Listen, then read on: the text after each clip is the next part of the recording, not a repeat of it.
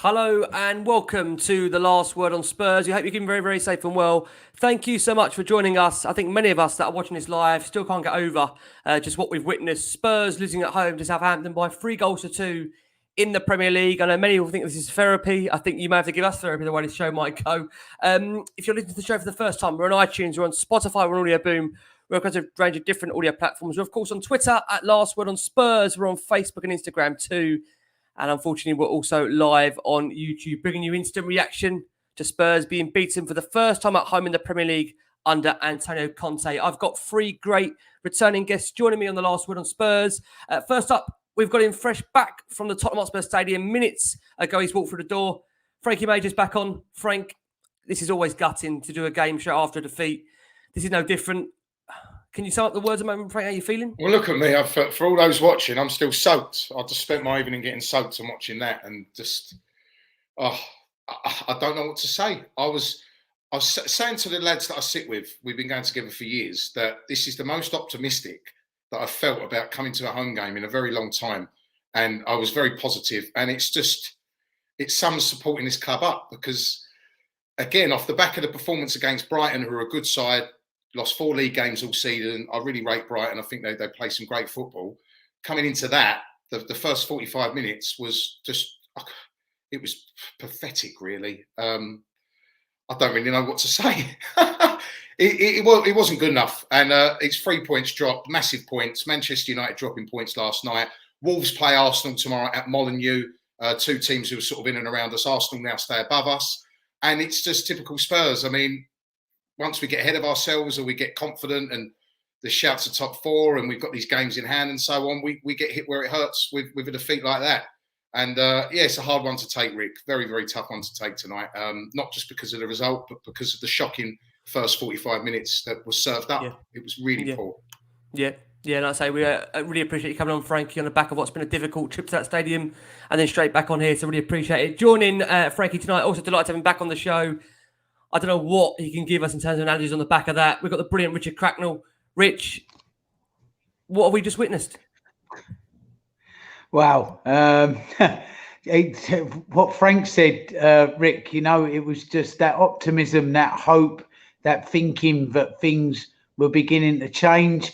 And there you go, bang average players doing bang average things, and it gets you bang average or below average results. It's just awful, absolutely awful. It was just a horror show all round. Very, very few positives to take from it. All I'm hoping, Rick, is Sammy as Naked Attraction come on his telly in the background there. It might give us a little bit of entertainment. But it was, like Frank said, got caught in a shower and everyone got soaked. Well, it was a shower of something tonight there. That's for sure. It was just awful. It was just it's brainless, absolutely brainless. So try and give you some crumbs of comfort from it. But there you go. Tottenham. Rick, before we went on air, you said, sorry, boys, to put you through this. And I was going to say to you, do you mean this evening or since 1976, since I've been going? I'm not quite sure, to be honest. Anyway, evening, everyone. I feel bad for almost smiling, but when you say stuff like that, it's hard not to smile. Brilliant Richard Cracknell, we're going to need him tonight. Also, I'd like to turn back on the show. Just so upset about this. We've got on the most funniest panel that I know I've put together, and we can't even laugh. We can cry maybe tonight. We've got the wonderful Sammy Powell on Last One on Spurs. Sammy, once again, mate, sorry to bring you back on. What have we just watched, Sammy? Is that not Spurs in capitulation of a 90 minutes or 45 minutes from Tottenham at one half? That first half was just Spurs, wasn't it? Couldn't believe what I was watching. Massively disappointing, Ricky. And, I'm normally cracking jokes, and that performance was one, to be fair. Kane was playing on the right wing for the majority of the game. He wasn't in the positions. I read multiple times tonight on Twitter, and I tweeted it myself. You should have had Kane providing Kane and would have been all right. But he was putting the balls in that somebody needed to be on the end of. Romero was the only player at the back who was giving his all. And the midfield were non-existent. For me, that change needed to be made. for Bentancur. And I know we're all up him. You know, we love him. And by the way, he proved a crossfield pass that put me on the edge of my seat. I was absolutely screaming. I woke everybody up in the house just for the pass, Bentancur. And, you know, he should have been on sooner. I was so disappointed with it.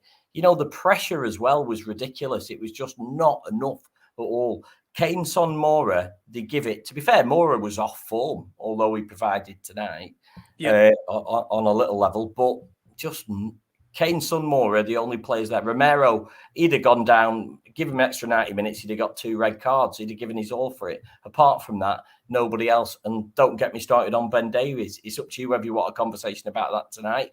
I'll keep bringing it up every time I'm on the Last Word on Spurs, and I apologise for that. But Ben Davies does not belong in a world-class squad like that. We want Champions League football, and he isn't a Champions League player.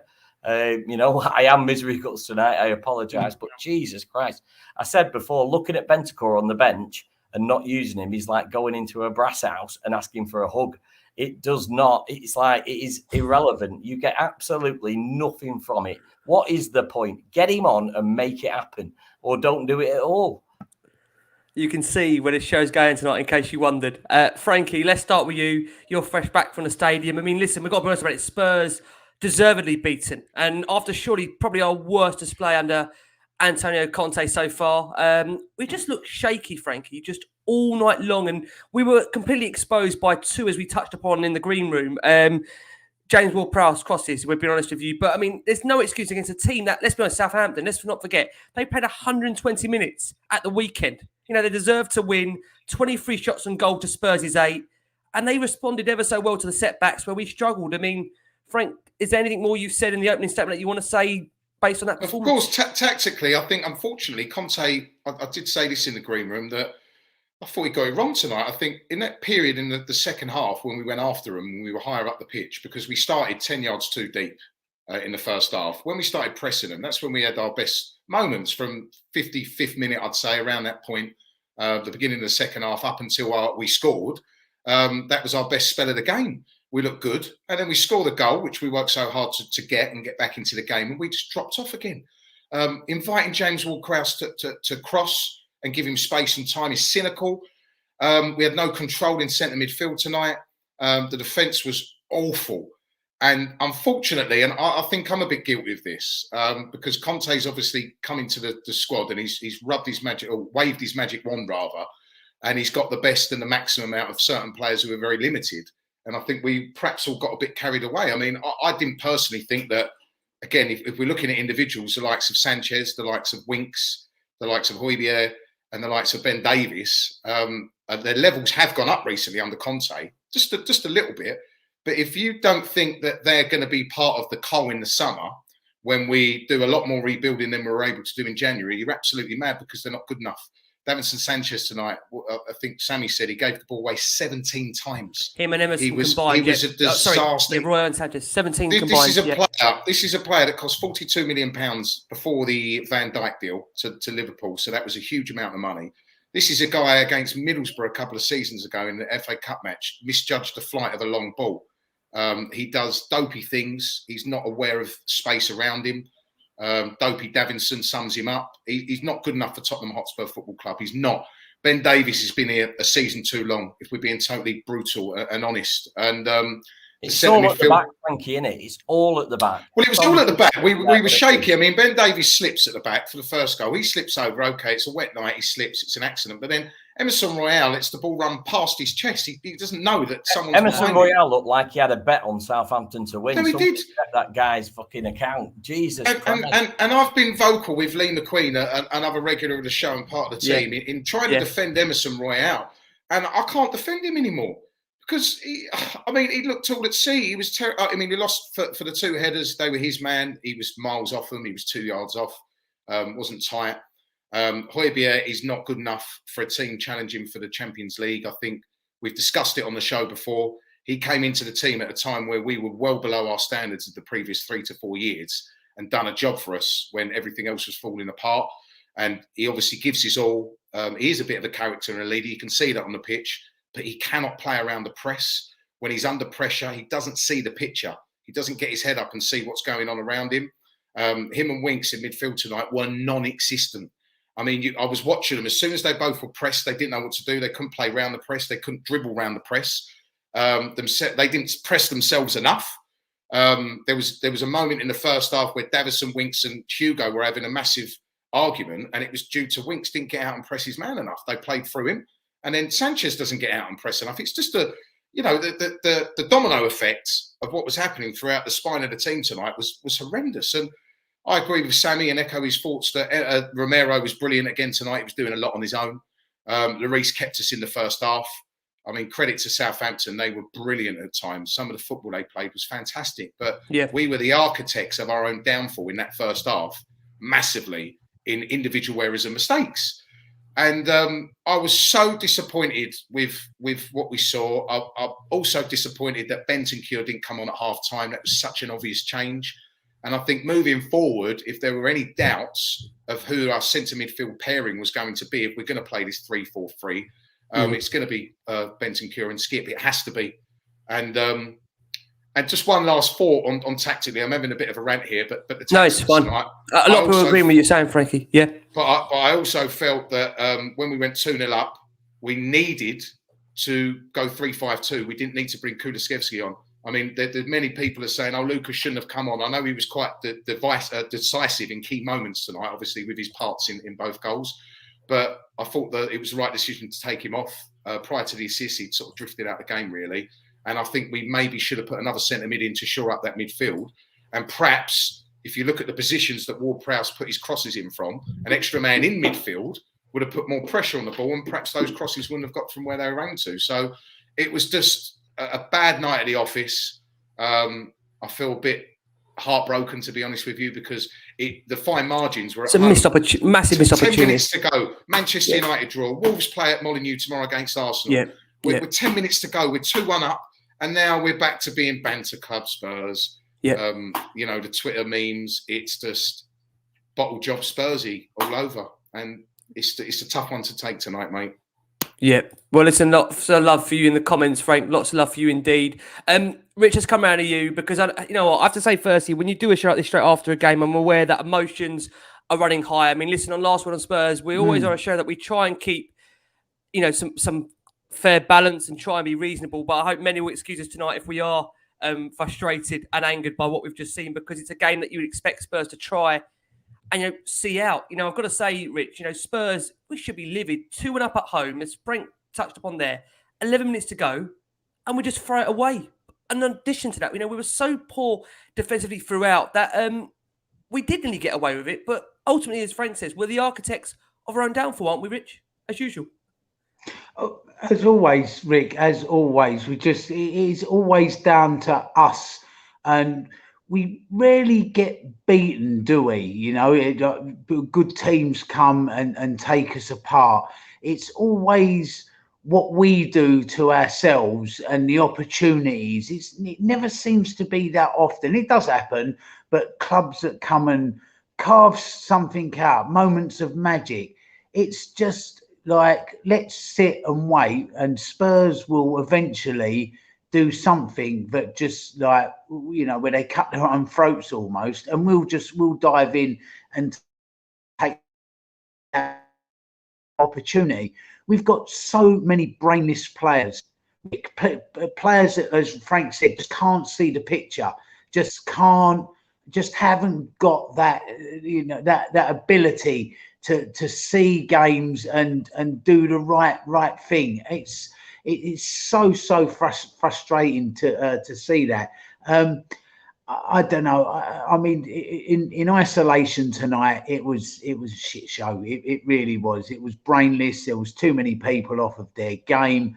I think really we're just going to have to somehow bite our lips a little bit and wait till the summer. I think we've just got to try and tread water, see what we can do, and just get to the summer, because Conte's not a magician.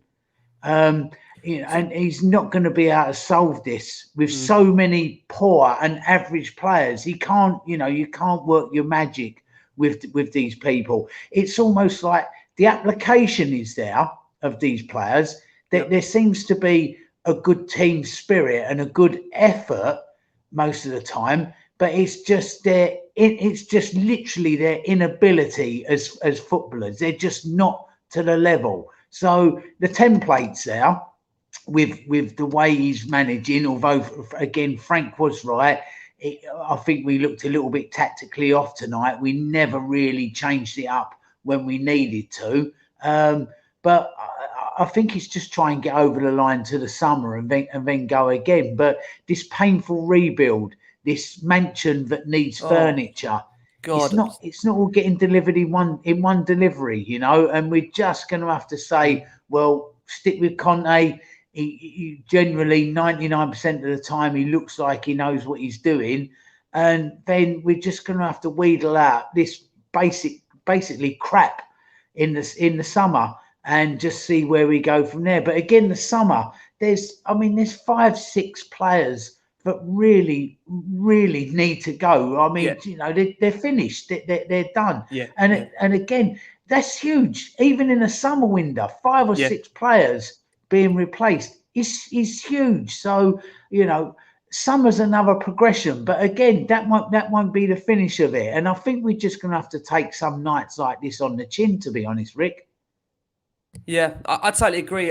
What worries me is that, you know, we've all sat here and we've all thought at one point that, you know, with Conte coming in, that we've genuinely believed, you look at the league table, Spurs have got a great chance of top 4.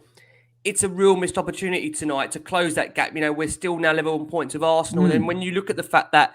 but how many times do we do that, Rick? Yeah, we never take advantage. How many times? We never take not advantage. With Conte. Not with Pochettino. Not even with Nuno. 11. Not with Mourinho. So many times. Yeah, get this win tonight and we're right back in it. And it's always, you know, Pochettino, Yol, Redknapp, Hoddle, You know, it's just like, I genuinely, honestly believe, Rick, that this club needs not just a world-class manager, but a world-class sports psychologist in. Yeah. I really do. And I think he needs to work say Yuri Geller for a across second. the whole club. Yeah. Hold on, what, urine spoonbender? Oh man, it's just I think we need someone a little bit more than him. Just quickly, Crackers is spot on, because if you remember the Battle of the Bridge, when we were fighting for the title, we were 2-0 up at Stamford Bridge and we threw that away. So the context is slightly different because we're in the battle for the top 4 now and we're not in the title race. But for forever and beyond, Spurs, whenever we've had games in hand or we've had opportunities to take advantage of slip-ups, it never transpires and it hurts. Yeah, I agree. Sammy, I want to come over to you because what I am conscious to touch upon, listen, we've discussed the mentality so far of the players, but I know many will pick up on the fact that that performance tonight. Now, there's no doubt that Southampton, they deserve to win on the balance of play. But, you know, when you're at home and you lose again from that position, to me, that's criminal with 11 minutes to go. I mean, along with there being some real dismal performances in there, I think the credit has to go to Hasenhüttl. I think on the night, and Frankie touched upon it, I think he tactically outsmarted Conte. And we've seen, you know, in the last few, 4 or 5 weeks with Spurs, that we've got away with certain games, the likes of the Leeds, the Watfords, the Leicester, where, you know, we've almost had it go our way, but very small margins. And you just feel that with Tottenham, when you do not dominate teams, that risk is always there that sometimes the result will go the other way. And that's like tonight. Yeah, you know, I agree with you, Ricky, but I'll say something controversial. This is not Conte's fault. I'm sorry, but it isn't. You might think he's got it tactically wrong. He hasn't. There's certain players there that aren't responding to him. He might have got the best out of them, but that isn't good enough. Harry Winks tonight, everybody's giving him grief. I don't think he was below average. What I think is if you put Ward-Prowse in his position, we're winning that 4-0. Yeah, and that's the difference. The inferior quality is what you're talking about there, the inferior quality. But it's not Antonio Conte, in my opinion. You seen what he did to Reggie. Reggie revving the crowd up. Everybody getting on their feet. There's passion in that team that wasn't there before. And to be honest with you, in my opinion, no other manager can create that. However, there's players there that just, they're at the cap. You get to a market cap and that's where they are. You replace them with quality and you're getting the results. And it is a business. It is. You need to get one out and one in and make sure that it works.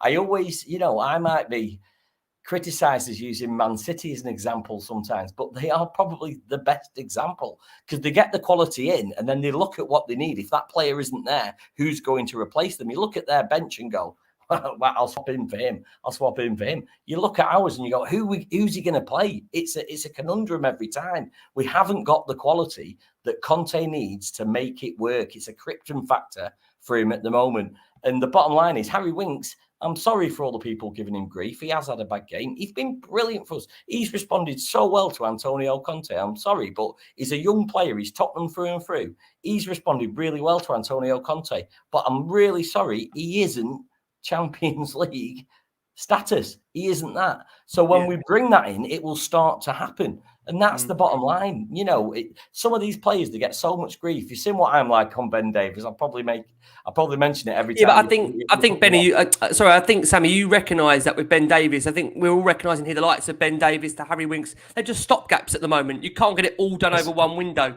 And all you're literally doing is you're putting a plaster over a certain area that you know is going to need addressing later down the line. We all know that, don't we? Yeah. I mean, this is the reality that, you know, Conte... You couldn't describe that better. You couldn't describe that better, Ricky. But you look at players like Højbjerg, and he's the opposite. So what he's done is he's taken in the infection of the passion. He uses the passion. He's an incredibly passionate player. He's brilliant.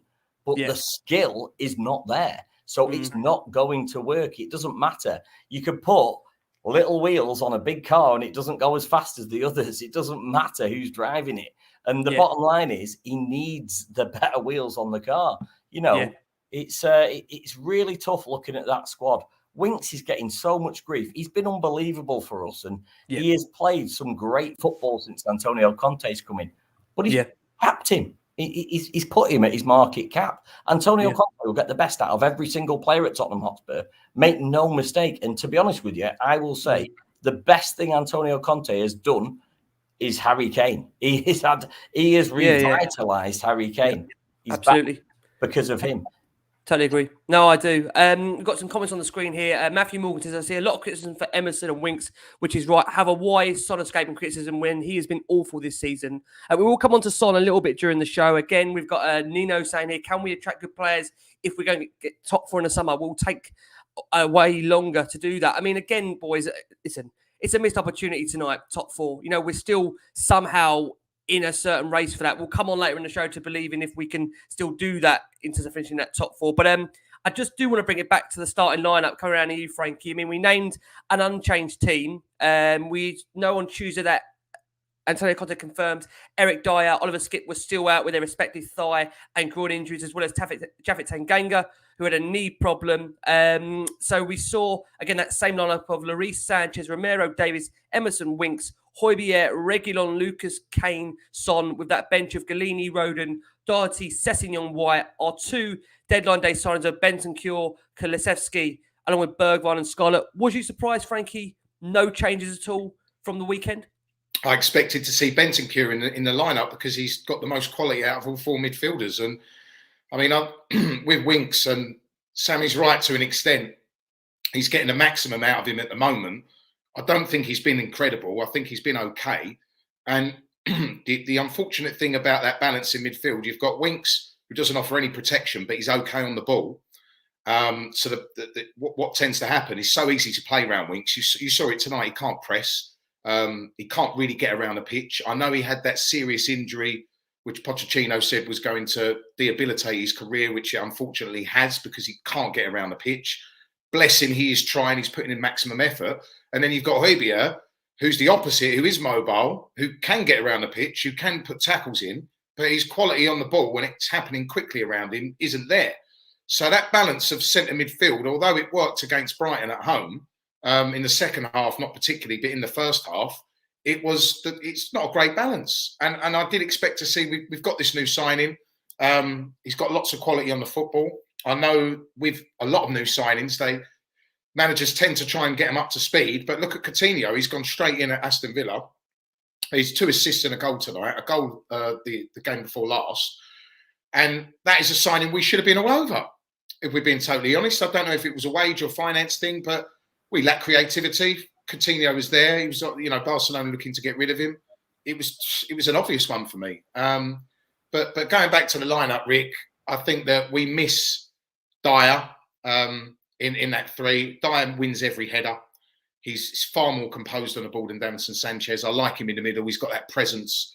He literally does win so many headers, Eric Dyer. I'd like to see the percentage statistic of how many he actually wins. Yeah. But it's a big loss. And with that, obviously, Sanchez plays right centre-back when Romero would start there, in my opinion, when everybody's fit. And tonight, to be fair to Hasenhüttl, that's the area he targeted because he knows there's a mistake there. He got in between that space, in between the full-back and the wing-back rather, and the right-sided centre-half. They weren't getting enough help on that side from Winks either, because defensively he can't do his job. Yeah. And they noticed it, didn't they? They noticed it, and they targeted us. And obviously, how many headers did they win?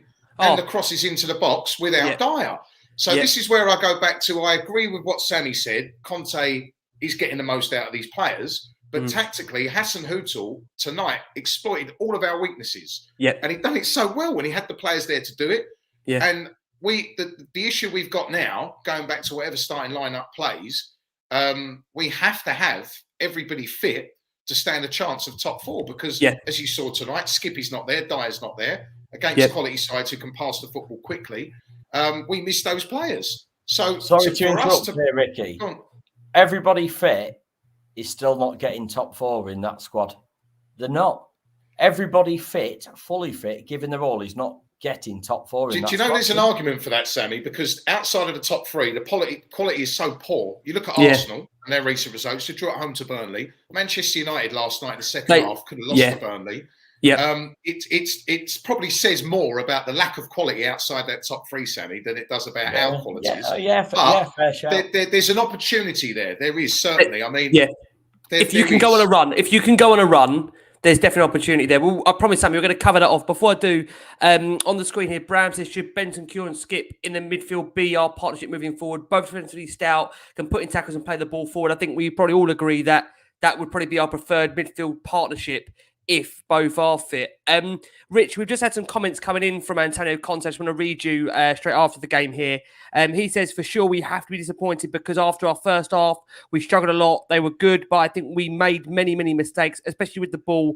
This situation created a lot of instability in my team. I think we could all see that.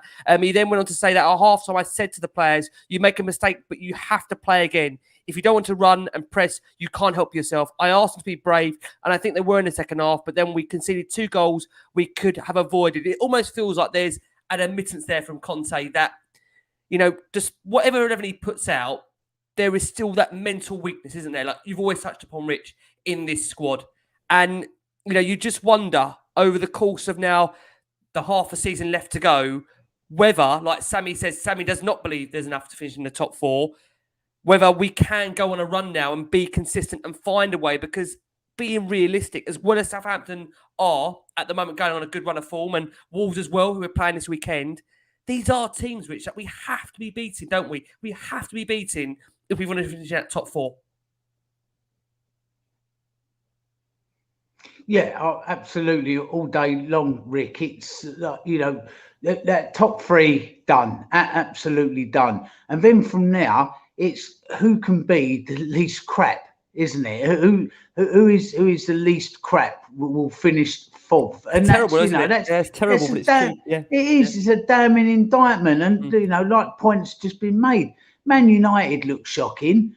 Arsenal all over the place. West Ham, you know, best leave alone what's going on there at the moment. But you know, you kind of think to yourself, well, they're okay at the moment, but have they really got the minerals for that last sort of 6-7 games running if they are going for it?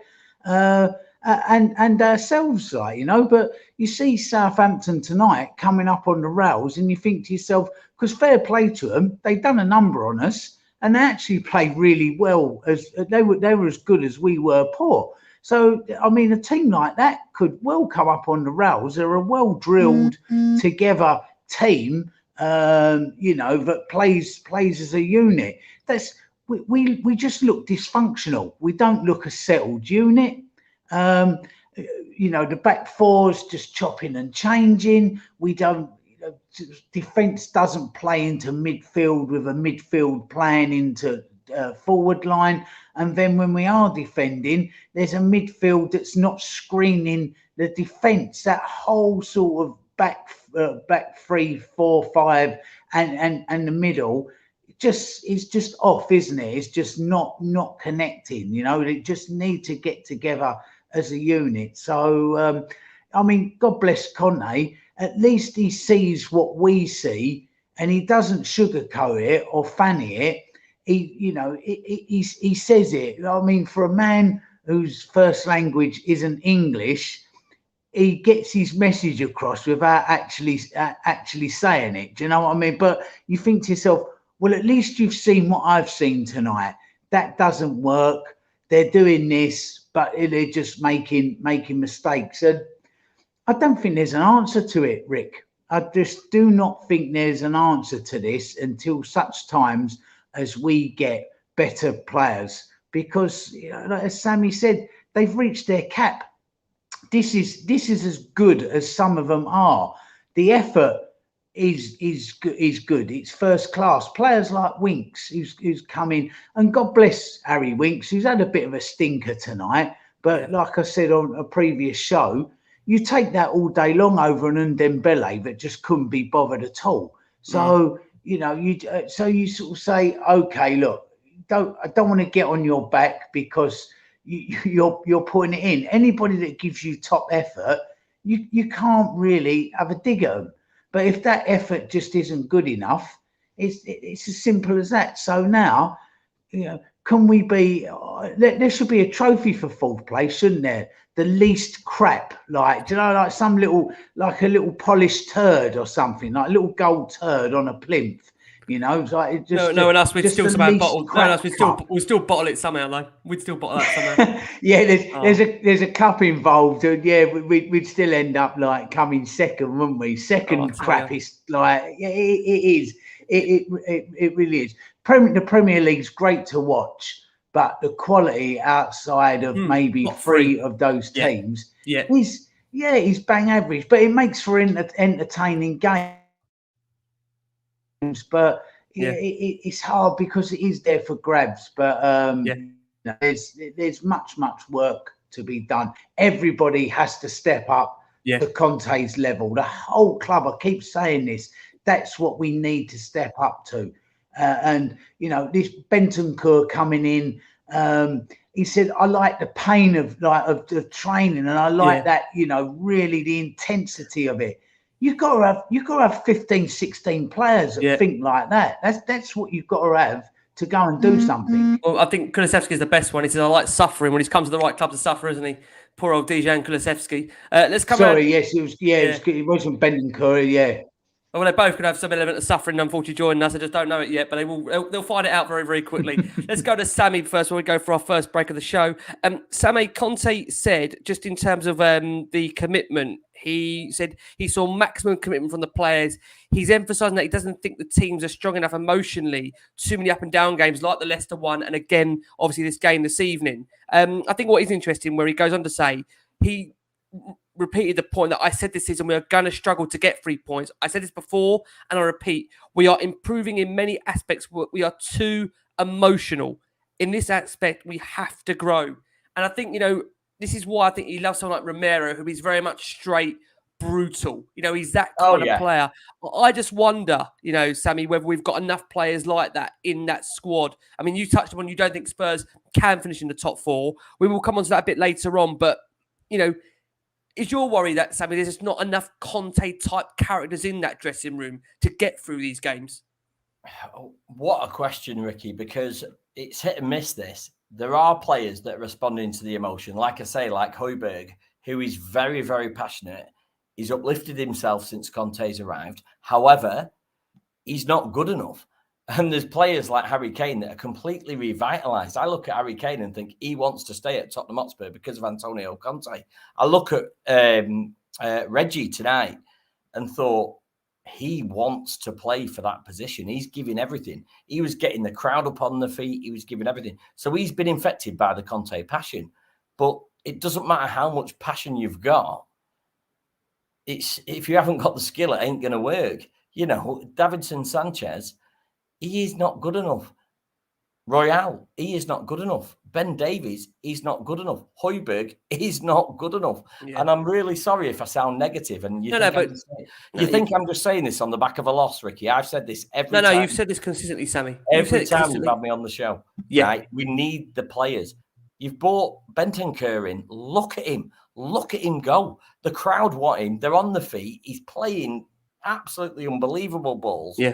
The last game when they brought him on in the cup, he was doing little passes. He looked unbelievable. You want players that excite the club like that. We haven't got those. We've got minimal players. We rely on Kane, Son, Moura. We're going to win a game. Well, I'm sorry, that doesn't work. The midfield, by the way, we will slate the midfield. However, the back are responsible, aren't they? I'm going to say this. I'm going to get loads of grief for it on the comments. I know I am. Harry Winks, right? He did have a bad game, but he knows normally that the back have got him covered. He knows where they're going to play it to. They were absolutely pony. The back had no idea where the ball was going to go. They were all over the place. Yeah. And I'm sorry, but players like Harry Winks can produce excellence. I'm not saying I want him on in the squad permanently for the record. I'm not saying that. However, he knows you're always as good as the person who's got your back. Absolutely. That's it. And the people that have got your back at the moment are letting you down. They're absolutely poor. You know, there's one player that gave it all, and that's Romero. And I would have rather seen him get a red card, giving it all. He's diving in. He's kicking off with players. I want that passion. Him and Eric Dyer together will probably be a good marriage. You know, they're both nutters, but we need some quality there. Bentancur, he's come in. He's shown that he's got the skill that Tottenham Hotspur in. Do you know what? I will put money on it, and I've put it on Twitter. I will put money on it that Bentancur, and I'll donate to charity on it, £100 to anybody, a charity of the choice. He'll have a better season, than Diaz. Sorry, what's his name at Liverpool? Diaz, the forward. He'll have a better season than him in terms of stats. He's absolutely mustard. He's so underrated. We saw it. I mean, the minute he came on that pass, the drill pass. So good. He makes the difference to a team like ours. Yeah. You know, the back's not strong enough. I can only assume the reason why he hasn't started tonight is because he doesn't feel that he's got the he doesn't feel he's got the rhythm yet to go straight into a Premier League game. But I promise you, we are going to touch upon that because obviously we've got Wolves at the weekend. You'd be astounded if he didn't start based on his impact tonight. And before we go for that first break, a couple of comments here. Kadev on the screen says 3-4-3 is Conte's preferred system, but our current squad cannot handle it. Why not go to a back four for the rest of the season, add a midfielder and take some attacking responsibilities away from Real, which I think, again, is quite a fair point on that. We've also had another comment come in from Joey that I'm going to try and find it, Joey, before we go for our first break of the show. I'm going to try and find it. Joey says, if Reguilon wasn't so one-footed, he's burying that opportunity. If Real Madrid bid 40 million for him in the summer, I'd bite your hand off. He shows passion, but so did Didier Zakura.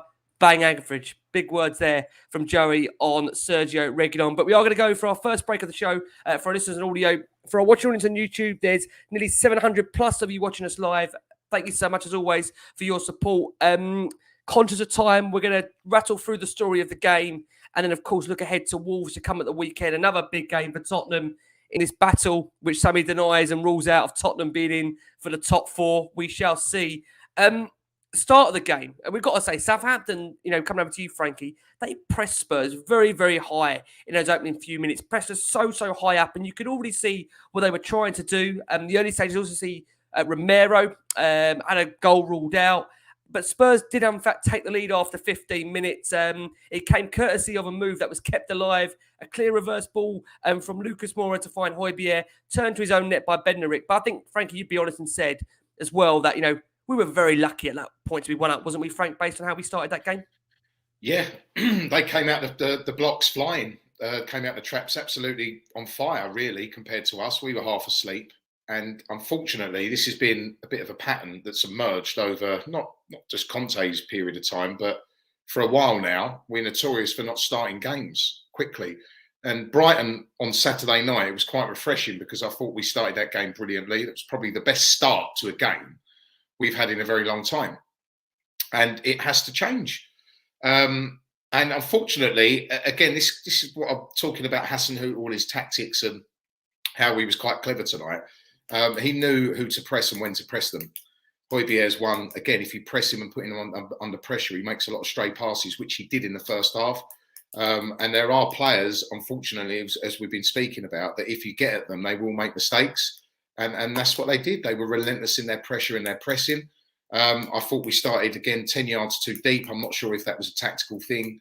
I'm not sure if we were instructed to do that, but we did. We dropped off. That was my first sort of the thing that stuck out in the first 10 minutes was we are far too deep. And that was a pattern that emerged for the whole of that half. I mean, we did on the break, on the counter-attack, we had a couple of opportunities. Reguilon had a really good one, didn't he? Where he was, do you remember in the first half? Where he was really good opportunity. Yeah, probably should have scored. Should have scored, Frankie. Yeah, he should have scored. I mean, where I see it, I'm on the shelf. That was a bit sort of, I haven't seen that opportunity yet. Which, by the way, wouldn't have been an opportunity without Harry Kane. So, well, again, it goes back to what you said, Sammy. I mean, in the first half, second half, in most games, if we had to, Harry Kane needs to be on the end of Harry Kane's balls because we haven't got anyone else. Too deep. And you know exactly when things aren't going right for Spurs because Harry Kane starts dropping into the deep line midfield playmaking. I'm so glad in front of the back three. Well, he does because that is when you know that Tottenham are being outplayed because he gets frustrated. There isn't anybody else in the squad that can play him the balls that he plays to others, which must frustrate the hell out of him.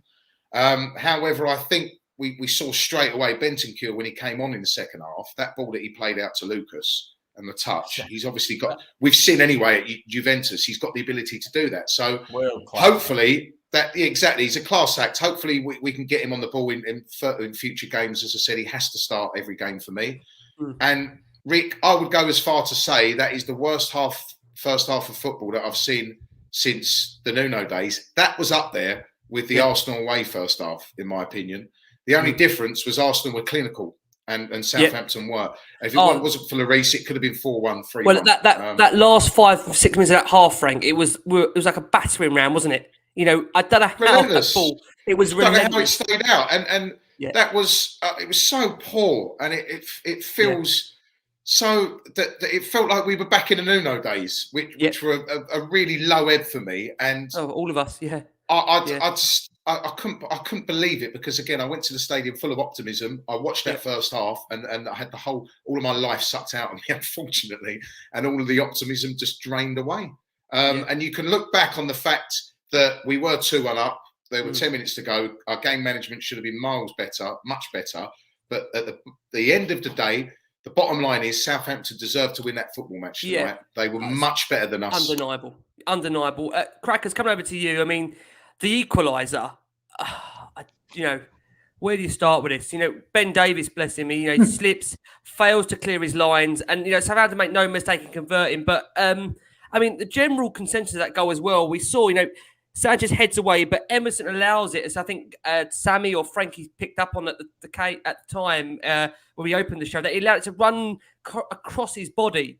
I mean, it's the most Spurs goal you'll ever see conceded. And, it's almost like there's many people trying to be as terrible at once. I don't know how to describe it. Crackers. It's like I said a while ago, we've got too many players that are brainless. They just got no footballing brain. It's not just ability with your feet; it's that ability to react and adapt and be dynamic in situations. Rich. Sanchez has shown in the last, since Conte's come in, there has been listen, again, I don't want to get too carried away in terms of improvement, but there's definitely been an element of a certain step up. But is it just these players? The lack of consistency again tonight shows that they are not able to handle the pressure of playing for a club that wants to try and compete for a top 4 finish. Yeah, it's absolutely that, Rick. It's just that inability to just go, that's happened. I wasn't expecting that to happen. So your natural football ability kicks in, and now Emerson's got to deal with something he wasn't expecting. He'd been expecting Davies to clear that ball, but you get mistakes that happen like that. Wet pitch, slides off, you just slice the ball, away it goes. All of a sudden, you're under the cosh. Now, good defenders are able to just adapt and go with that and be dynamic and do something on the hoof and deal with it. But he just couldn't. and it's a real worry. You know, he's had a little bit of a resurgence with Conte now, but now he just seems to be falling back into those old habits, into that. I think it was perfectly summed up just now. It was like being back with watching Nuno. It was like a Nuno game. And I mean, even before that, Poch would say, I could almost tell you the result of a Spurs game within like 5 minutes of the game starting. And some games, you know, we do start like we're on fire, but it's like that clown's car on fire, isn't it? It's just slow, it's ponderous, it's mistakes, it's disjointed. Yep. And I can't work out what it is, Rick, in certain games. You watch it and you think, I know what's coming here. And then next week, like Sunday, we'll probably come out and be right at it on Sunday, and you go, well, this is great. It's so Jekyll and Hyde. It's just like, it's so frustrating. You come out, you get on the front foot, you're dynamic, you're quick, you're accurate, you're switched on, you're thinking about it. Kane all of a sudden starts playing 10 yards further up because he's not so frustrated because he's getting some service and other people are doing their job. And then he's more effective. So, you know, sometimes players not doing their job. Crackers, right? What I have to say, what, Sammy, sorry. We're comparing to the Brighton game, right? And obviously, good game, we won, great goals. However, if you look at the opportunities that they had at Brighton, if they're given to any half good squad, and that's no disrespect to Brighton at all, they're in the net and it's a completely different game. So I'm sorry, I don't think we were good enough at Brighton. Was I buzzing with the win? Yes. But do I think we were good enough at Brighton? No. If you watch the game back, watch it back, and you watch the opportunities that Brighton had, the turn, the miss, over the post, they had so many chances. But I think we're seeing this, you know, Sammy, the Leicester game. Leicester was the same, wasn't it? Sammy, Leicester was exactly the same. But that was get out of jail. Conte says, but Conte's said this, and he's not shied away from saying that he has seen in every game Spurs either won or, you know, we haven't looked convincing. There is elements in all those games that Spurs have not been good enough in periods. And, you know, he said, like, as we said, Rich, he's not a magician. He can't wave the magic wand. I think he knows fully well that, as we've touched upon, there's many players in this squad that are simply stopgaps. They're plasters over a wound that needs to be addressed in the summer. And it's whether somehow we can, again, try and get to a point in the summer where, like Frankie's touched upon, there's 3 teams that are above the rest. But there's that one spot where United are so inconsistent, as are Arsenal, as are Tottenham. You know, Wolves are coming into the mix now. But there's a genuine chance there if someone can go on a run. This is the key. But whether Spurs can do it is another question. I mean, we touched upon it, Sam, coming over to you, and you had been, you know, you've said this throughout, that, you know, Benson Cure coming on, he did change the effect of that game. You know, half-time we were booed off, roundly booed off in that stadium. But there was an immediate impact from Bentancur where a lovely, nice turn, then a lovely ping ball out to Lucas Moura. And again, with Højbjerg, listen, I've been one that's, again, credited him for when he came in, made that impact in the first season. I think I'm all for Højbjerg being a squad member. I think that we have come to the point with him where I don't think he's good enough to be in that first team where everybody's fit. And I will say this about Højbjerg. He gives his absolute all, fully committed. Now, I'm not saying that warrants a starting place, but I'm always conscious that because of sometimes this season, the lack of effort we have had from the likes of Lo Celso and Ndombele, Dele Alli, that when a player does give absolutely everything, I'm loath to criticise him too much. But I will agree on Højbjerg that he isn't good enough to be in that Spurs starting 11. And there's no surprise that Bentancur's introduction, Sam, saw Spurs took the lead. Correct. There is no surprise. And you know what? Just touching back on that, Ricky, there are players that get infected by the passion of Tottenham Hotspur. And I'll mention Eric Lamela being one of them, who wasn't necessarily the best player, but he was bleeding Spurs, right? And his skills shone through because of how good he was, you know, but he met a market cap at Tottenham. And I'll keep saying it, he did. So he was better than Højbjerg, he was. And he had the passion that Højbjerg had and has. He had that. However, We need players that have the skill for Conte to infect him. That's what we need. You're telling me that if we put Bentancur and Gareth Bale in that squad tonight as a starting lineup, we're losing that? I'll tell you what, we're not. We're not. You know, and everybody had it with Bale, always past his best. And I know we've been linked to having him again. He's past his best. You look at the stats at the end of the season, how many goals he contributed to that were important. The passion is amazing. The passion is 90%. Can't forget, I mean, we took 16 goals out of this team last season when we didn't decide to extend. Obviously, Carlos finishes loan. And we didn't bring Gareth Bale back. So those 16 goals are gone. You know, we haven't got another striker, as we know. So whatever we dress up, Sammy, you're right. You know, there's no doubt we'd be in a more equipped position on an attacking sense if Bale was here. There's no doubt about that. I want that 90% passion, but it doesn't work if you haven't got that 10% skill.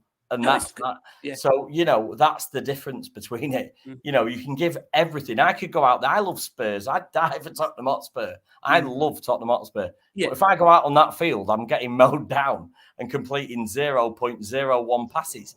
It doesn't matter, does it? You need to get the players out there that have the skill, get Conte into the head, inject him with it, and make sure that we're a winning, performance-leading club that can get in the Champions League. Bottom line. Yeah, agree. Don't love them tonight, Sammy. Can't love them tonight.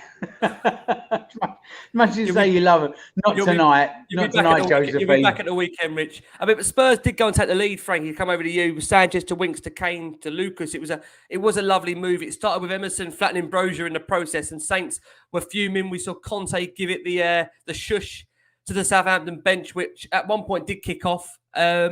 But Harry Kane and Son now both scoring 10+ goals this season, or overall, should I say, against Southampton. Kane for 11, 10 for Son. And it just felt at that point at 2-1, Frank, it felt like, you know, order had been restored. I mean, did you see what was coming, Frank, at that point? No, because, again, it did look to me, and I think I'm right, in a sense that tactically we weren't set out to press Southampton. The tactics were to give them the ball. That's what it looked like to me. And I think that was a bit wrong, because in the second half, when we pressed, I think it's the only way we can play. We're not good enough defensively. We don't sit in a good enough shape to sit off teams. We don't. I was saying it to my friend who I was there tonight. We were saying, look at the shape at times. We're all over the place. When we press and we put, again, they've got some limited players on the ball. Bednarek's just a prime example. That's when we had some success. And we worked so hard to get back into the game. The stadium and the fans were up, which they weren't for the majority of the first half. And we got a fantastic goal during our best spell of the game. And it looked like we were on the up. But I think Conte said it after the game in his post-match interview. We then became far too emotional. And this is going back to what Sammy said, the passion and emotion sometimes. You have to take that out of football, and that comes with experience and obviously keeping a cool head. And after we scored, we were all over the place, and we were too emotional, and we weren't cool enough and cold enough and calm enough to keep the football. And I did not foresee what was going to happen. I didn't. Maybe I'm delusional, because no, I agree. We've seen it so many times with Tottenham. But you don't know what to expect. Yeah, and it was, for me, it just seemed like we were far too emotional, and we just fell off a cliff. And again, after we scored the second goal, we just looked all over the place, and we sat off them. Couldn't handle it. And look what happened. We couldn't handle the pressure. And to see that at home is so disappointing, Rick, for me tonight. 11 minutes to go, Frank, and you touch upon it there. You know, that's the worrying thing. You work so hard to get in front. You put all the energy, commitment, effort, desire to get actually in front again, and then still somehow, you know, throw this away, Rich. And, you know, we saw, again, we saw Conte on the touchline. It was scrapping, being held back by his staff at 2-1. He went absolutely mental for the goal. And again, it's moments like that you just want to see Spurs see out the win, because it would have made a great Conte cam tomorrow. But instead, we're sitting to talk about a defeat, which is gutting. I mean, Kulusevski, he came on to make his debut, replacing Lucas, and it was 2-2. Elyounoussi heading home, completely unmarked. And I know we picked up on this at the start, and I have to say it again, Rich. You know, James Ward-Prowse is one of the best, not only one of the best set-piece takers in the Premier League, but one of the best crossers. I cannot understand how we are not double marking this guy, triple marking this guy. He's got the freedom of the Tottenham Hotspur Stadium to cross the ball. It's like no one's told him this guy can deliver a cross. And it's 2-2 before you even know it, Rich.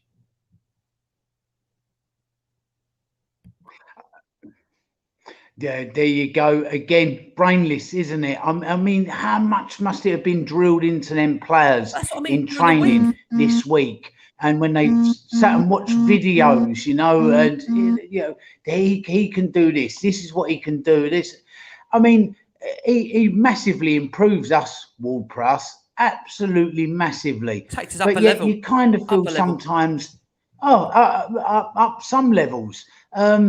You kind of think there's some players, some fans that look at players like that and go, "Oh no, he's a bit egg and chips, isn't he? We're a little bit more, platter of continental meats, really, isn't he? He's a bit, he's a bit English, isn't he? Like, but he just improves us so much, and we could really do with a few more honest, very good, technically sound players like that know the Premier League. We really could. 2 or 3 of those players like that, just with sprinkle with a little bit of continental flair, and you're there. You really are there. So a player like Ward-Prowse, yes. In my opinion, right, big statement, he's the most underrated player in the Premier League. He is the most underrated player. Agreed. Oh, by far. And you know what? But by a country mile. If he doesn't end up in a top 4 club, so why are people not looking at him? Never mind why are we not marking him with 2 men, because by the way, we should have been. Yeah. We should have been, even though the 2 men marking him were miles too slower to get to him, regardless. You don't want to give away a free kick anywhere near your box when he's around. No. You don't want to get him to deliver a cross anywhere near your box when he's around. He's absolutely mustard. His gameplay is clinical all the way up to the box. And then when you're at the box, he's a danger. He's so underrated. And I'm watching tonight and just thinking, how much of a difference would he make in Tottenham? It would revolution. Yeah, he put he gets in Liverpool's team for me. I mean, Man City's probably the only team he doesn't. In all honesty, only because of De Bruyne. Only because of De Bruyne, and they've got superstars. And somebody said it in the comments. It's so obvious. Go to Brighton, go to Southampton, go and get Basuma, go and get James Ward-Prowse, and they both improve us. Get rid of Højbjerg and Winks, and that is a completely different team we've got there in the engine part of the team in the engine room. It's mad because it's not. I mean, listen, I don't think it's a huge amount of money. It's not extreme levels of money either. If you're it's 80 million pound, would you say? Yeah. Around that. Yeah. People laugh, but what's the going rate for players these days? Pay the premium for the Premier League proven players. Pay the premium. What's the going rate for a player that can put a ball right on the end of Harry Kane's toe in a fucking instant? Right? Sorry to swear, podcast. What is the going rate for that? James Ward-Prowse can put a ball on the end of Harry Kane's toe, pinpoint accuracy.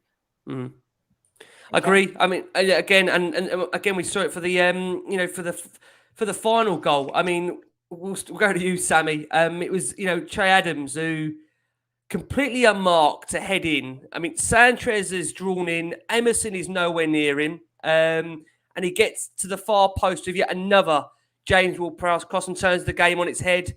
But we've got to be doing better than this. The nature to concede twice in 11 minutes at home and screaming out, where is that head, that calming voice that is saying at 2-2, okay, we don't want the draw, but don't let another one in. Where are those heads? Where are those people in that changing room? The likes of Harry Kane's, the Hugo Llorises, the leaders, the captains on this field that are saying that whatever you do, if you can't win it, don't lose it.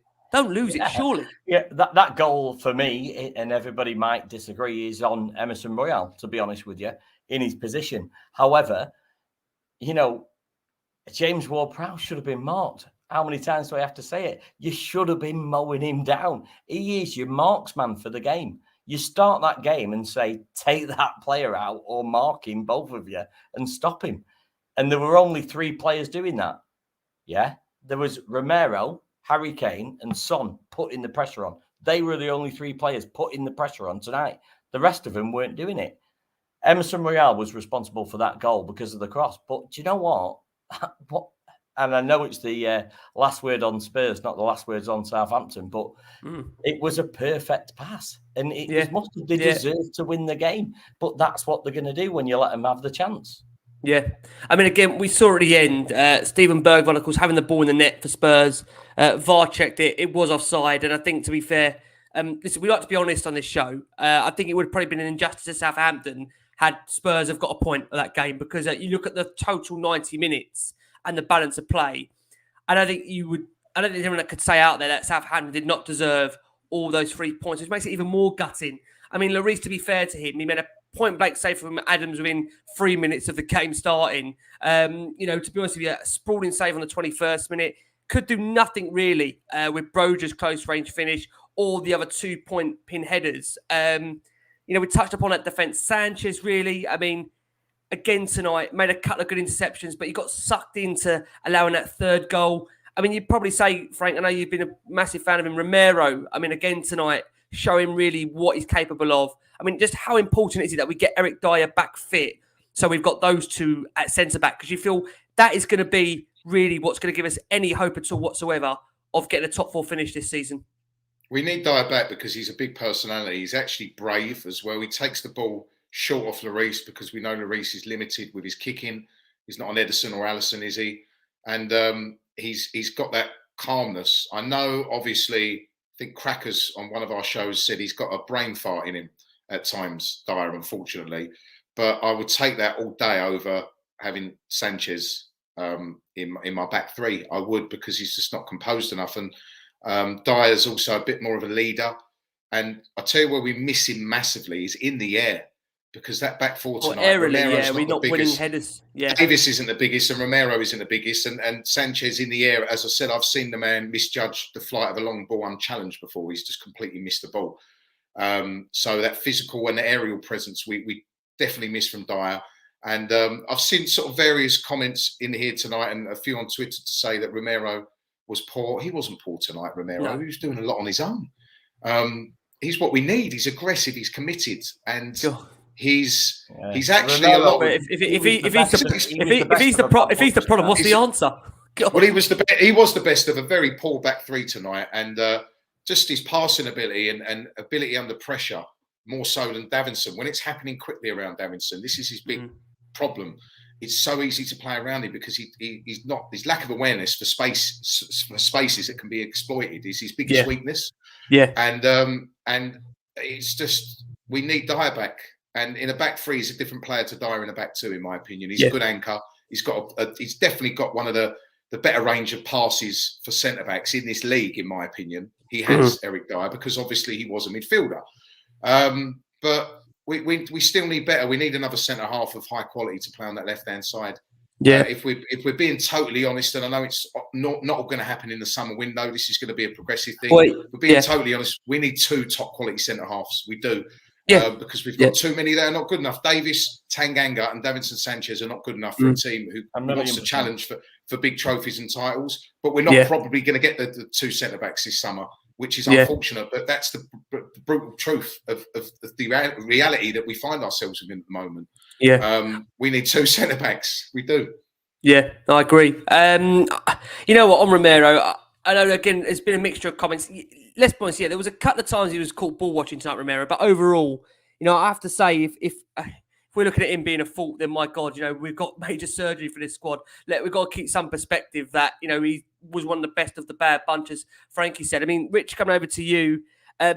We've seen tonight the worst of Spurs defensively. Ben Davis slipping, and when he's about to clear in the build up to Broja's goal, we've got Emerson Royale allowed to again have the ball run across his body instead of clearing it up the field.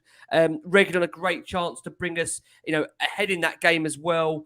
It's a night where really you do feel, Rich, that if we're not all at 10 out of 10 or 9 out of 10, we're going to struggle, aren't we, as a squad? You feel like everybody's got to be at that level, Conte's level, to get results. And that's the worry about Tottenham. I don't think we can afford to have many off nights as a squad, as a team, to have any chance of that top four. It's very difficult, Rick, if you've got maybe one in that back line that's, having a few problems or an off game. But when it's Sanchez, and Royale, and Reggie not really at it, and there's just too many across that back line that are just causing so many problems. And I know, like Frank said, that Dyer's got a brain fart in him. Well, I mean, apart from Romero, the rest of them have got a brain irritable bowel syndrome, isn't it? It's like brain explosive diarrhea, let alone a brain fart. I mean, they're terrible, Rick. They're absolutely. It's like the Three Stooges sometimes, isn't it? It's just like you can't carry many passengers at all in a Premier League game. You just can't. And when you've got 3 of your 4, 5 that are just playing like that, forget it. You've got no chance at all. It's a brutal league for that. You will get punished. You'll get found out. So, I mean, there's huge work to be done. And you can have Kane and Son, Lucas, Bergwijn, scoring as many goals as you like. If you're doing that at the back, it's like trying to bail out a ship with like a small bucket, but you've got great big holes in the hull of the boat, and eventually it's just going to sink and let you down. So look, I think we just need to get Dyer back, who is a great utility player, who's come on, who went through some poor patch when he wasn't playing very well, but he's come back and he's looked a much better, more accomplished defender this season, found his position. Romero, I think, is a Rolls Royce of a player. I really do. I think he's fantastic. So you've got a great keeper with Lloris, then you've got those two. If you can get Skip and Bentancur in the middle, Shepherd in now, and then, up front, you've got Kane and Son. So all of a sudden, you've got 7. You've got a spine of a team now. If you can keep them fit, then maybe if you've got 1 or 2 which aren't performing very well in different areas of the pitch, you've got half a chance of getting away with it. But literally 90% of one area of the pitch just being the Chuckle Brothers, forget it. You're going to continue to get nights like tonight. It's just it's not happening, is it, Rick? So it's a desperate area of the pitch that needs sorting out. Sammy, come over to you. You haven't hid in terms of telling us your thoughts on that midfield. I mean, listen, as we discussed, Winks looking incredibly shaky tonight. Højbjerg sloppy at times. I mean, just how imperative is it for you, Sammy, that we do start seeing a change up in that midfield and we have Skip when fit alongside Bentancur? Is that the difference? Do you feel that if Spurs can deploy those two in midfield, they have got a chance of top 4 depending on the other results, or do you still not give us a hope as things stand at the moment? I think with the starting squad we had tonight, Ricky, we don't make top 4. That's my opinion. However, it'll be interesting to see what Conte does, won't it? Because he's seen now. He gives people chances, and then he'll cut the throats. That's it. So hopefully we've got a manager that doesn't give them 2, 3, 4, 5 different games to try and get them to the best. I think starting with Bentancur, I think would have made a massive difference.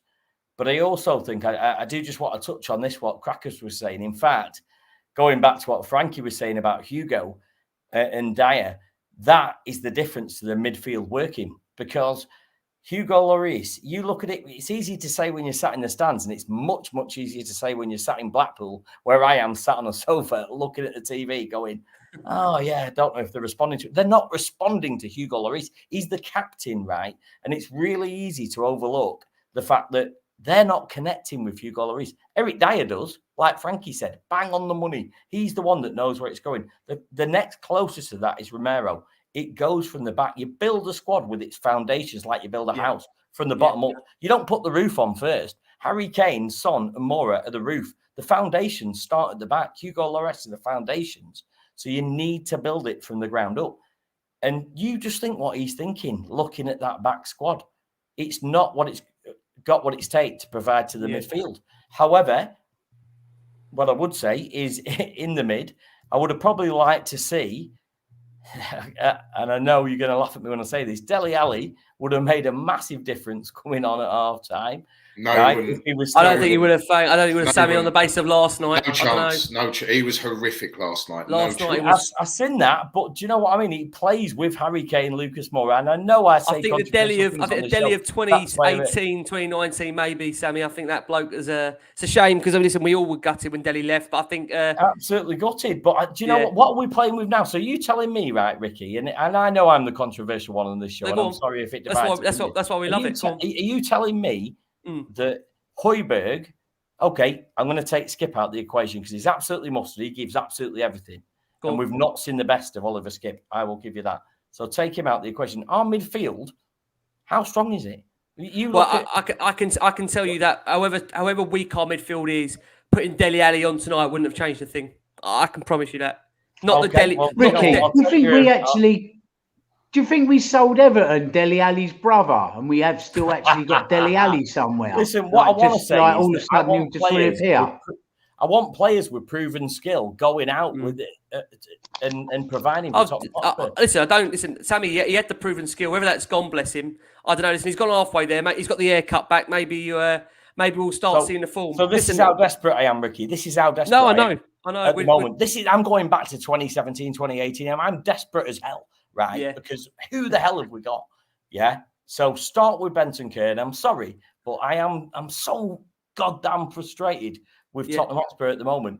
Could you imagine it's because it's within touch. You know, it's within touch distance. Do you know what hurts? Do you know what hurts me, Sammy? Sorry to interject there, chaps, but do you know what really gets me? Philippe Coutinho was there on a free transfer. Honestly. Barcelona were willing to pay the mainstay of his wages. We were offered him, Frankie. We was offered to get him. Apparently offered him. What is he? Two league goals and 2 assists in 3 Premier League appearances. They've chucked him straight back in Villa.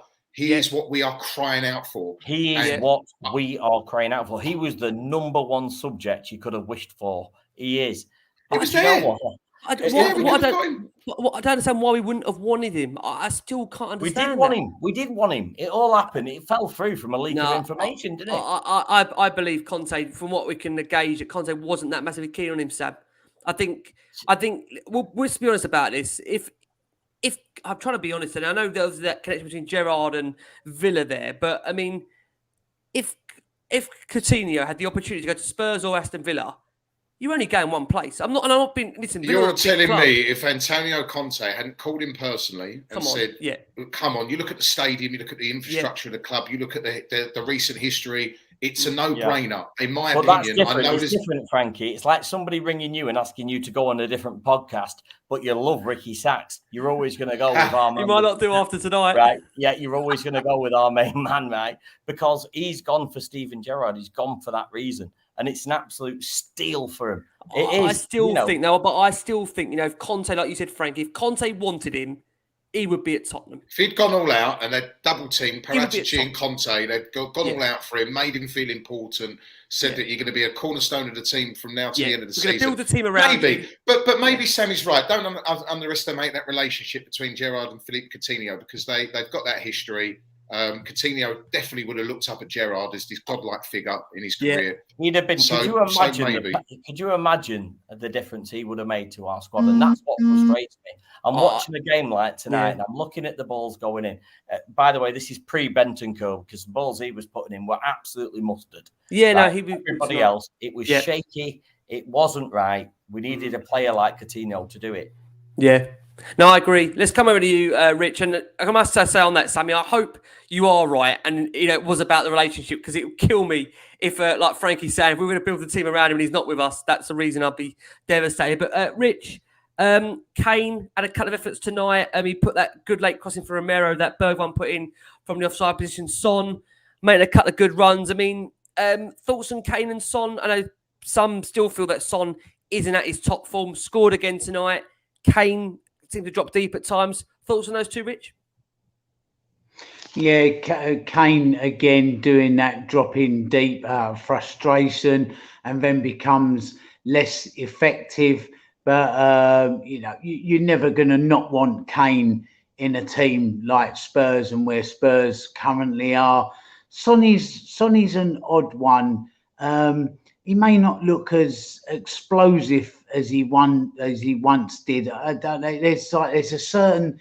He's not playing terrible, but there's not that Sonny spark, is there, at the moment? There's just that little picking a ball up from 30 yards out, and getting in and finding the corner of the net. He seems to have just lost that a little bit out of his game. Maybe when sort of Bentancur and Kulusevski come in and sort of hit the ground running, or find their groove in the team, they start to pick him up a little bit. They sort of highlight his game, assist his game a little bit more. So those two, they get into most other teams in the league, don't they? That best of the rest teams quite easily. So, but yes, Sonny's an odd one for me. I don't know, Rick. I just cannot make my mind up what's gone on with him. It's like nothing's gone on, but something's gone on. It's something you can't really put your finger on. Just that little X factor, that little spark, a little bit of spark. Yeah. There's something just not just a little bit off. I suppose it's good the fact again he finds his groove and away he goes. Yeah, I mean, listen. I suppose the positive you can probably say with Son is he's scoring. Yeah. Yeah. The pleasing thing for me has been Bergwijn since Conte's come in, because he grabbed those couple of goals. He was very unlucky tonight. He's just a little bit, just a touch offside, a foot back and gets onto it, and we nick the draw out of that undeservedly, as everybody's quite rightly said. But he's there or thereabouts, and he looks like he's got some mojo back, and he looks like that he actually fancies it. So he looks like a player that, given a few games, could well start chipping in with a few vital goals. He could be what Delhi once was, just nicking you that odd crucial goal, but make all the difference. It's those sort of midfielders, attacking midfielders, just playing off the front two, nicking you them odd goals. Yeah, I don't think there is an issue with Son. I don't think there is. He's having up and down games, but he's still playing world-class football. I don't think there's an issue with him. I think the assistance that he's getting, it is a team effort. He can't do a Burnley and run from each side of the pitch and score every single game. I don't think he can. I know he's a little bit off form, but again, I'm playing devil's advocate tonight, aren't I, Ricky? You're looking. No, it's fine. I mean, there's a mixture of the comments that Sam agree with you that say Son is in his top form. I mean, listen, all I can go by is when we've seen Son in that absolute peak form. There's something just slightly off at the moment. And listen, we need him in the team. He's still, for me, one of the first names on the team sheet. Son, don't get me wrong, but it's just that something missing. And I'm not listening. What it is, Rick? It's his approach play. His finishing is still phenomenal, and he puts up numbers, and that's why you have to say he's such a great player, because he's clinical.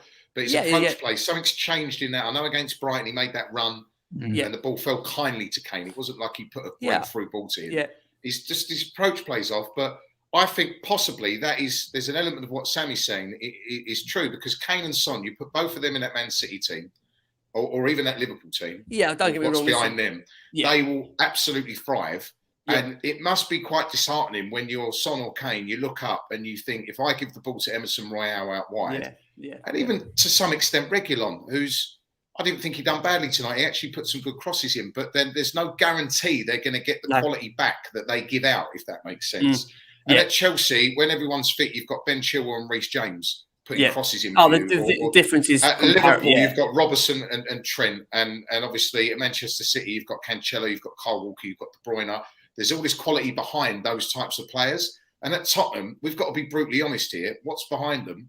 We've got to try and do an analogy like Crackers would do. We've got a Ferrari at the front end and a Fiesta at the back end. It's cut and shut. Two cars have been put together, and it's literally just the front end of the Ferrari, and the rest is not even a Fiesta. It's like a Skoda from 1989. I can see all these complaints going through the morning from all these Fiesta and Skoda owners. How dare you?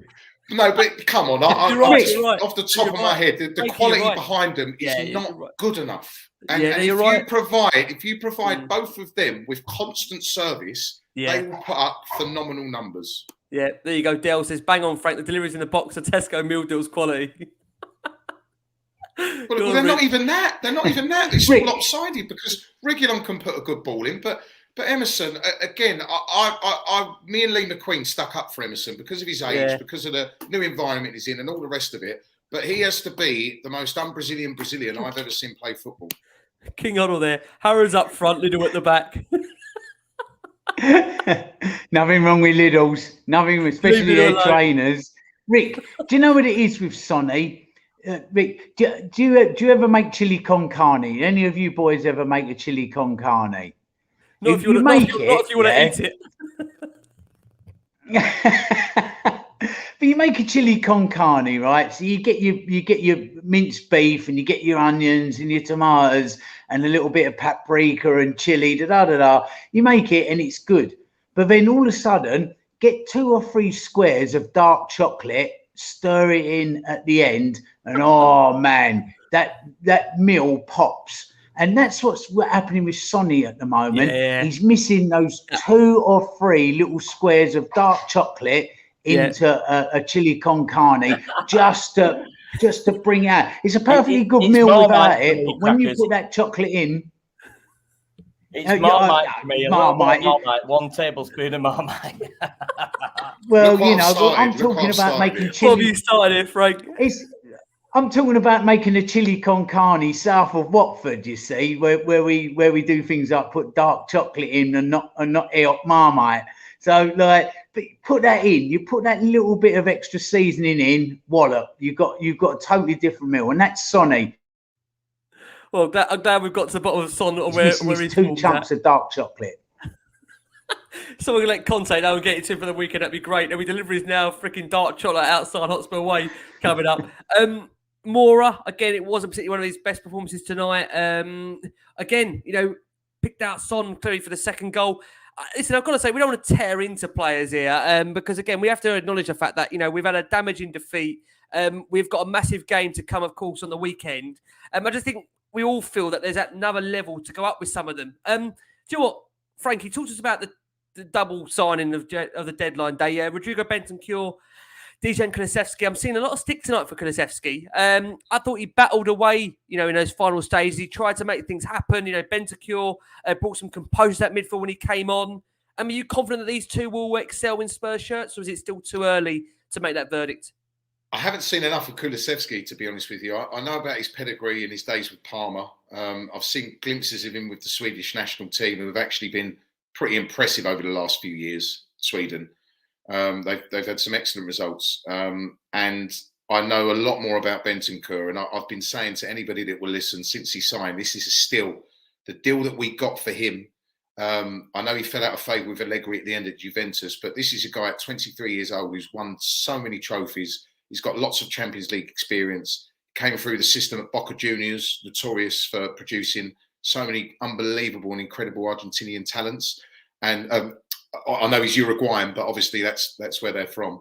And you could just see his quality already in the cameo he played tonight. It was unfortunate that he came on and we lost, because obviously you look at it and think, well, he's come on, we did take the lead, but then ultimately we've lost. And if I'm going to nitpick, one of those crosses from James Ward-Prowse, Bentancur could have put more pressure on the ball, if I'm going to nitpick. But from now until the rest of the season, we haven't got anyone in that midfield that has got the quality on the ball of him.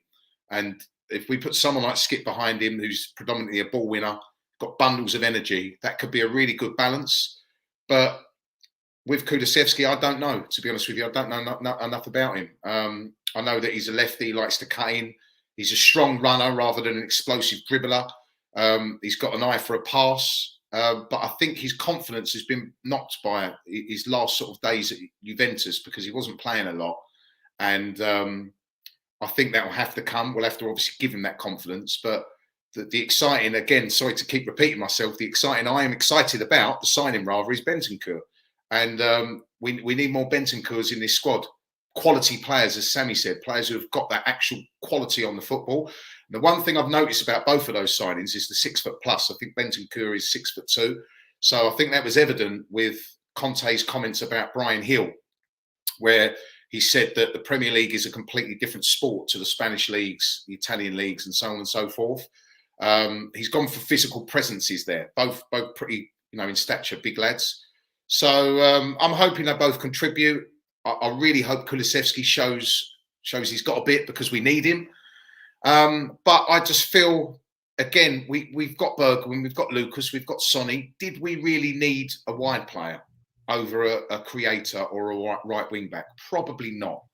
If I had a choice between the Kulusevski signing and Coutinho, who would have I chosen? It would have been Coutinho, but it's a no-brainer. But again, I trust Conte. Apparently, Conte wanted Kulusevski at Inter when he was at Parma. So if he likes him, it's good enough for me, Rick. Yeah, I'm laughing because the comments got from Kurt Butler that I can't read out on the show for obvious reasons, but we've all probably seen it. I don't know why that's even funny, but yeah, I don't know why that's come up in the background. But right, what we are going to do, we're going to go for a final break of the show for our listeners that are on audio. For watching us on YouTube, there's still nearly 600 plus of you watching us live. Thank you so much for all your support on a difficult evening for Tottenham. Listen, boys, we've got another massive game to come the weekend. I think the good thing about it's a good thing about a defeat. There's never a good thing about a defeat, but we've got a game to follow in quick succession to try and get over it. Sammy, Wolves, they're going to be playing before facing us. They've got, I believe, Arsenal tomorrow night. So it'll be interesting to see how they get on with that one. I mean, listen, Wolves I feel like they're creeping over everybody's shoulder at the moment. They're sitting 8th at the moment, 34 points. They're 2 points off us at the moment. We've played the exact amount of games. They've had a real steady upward curve, I would say, Wolves, in the last month or so. Won't be an easy game at all. Another home game, another crucial game. How do you see this one panning out, Sammy, for you? In terms of Wolves playing Arsenal, Ricky, is that what you're saying? They're playing them tomorrow at Molineux.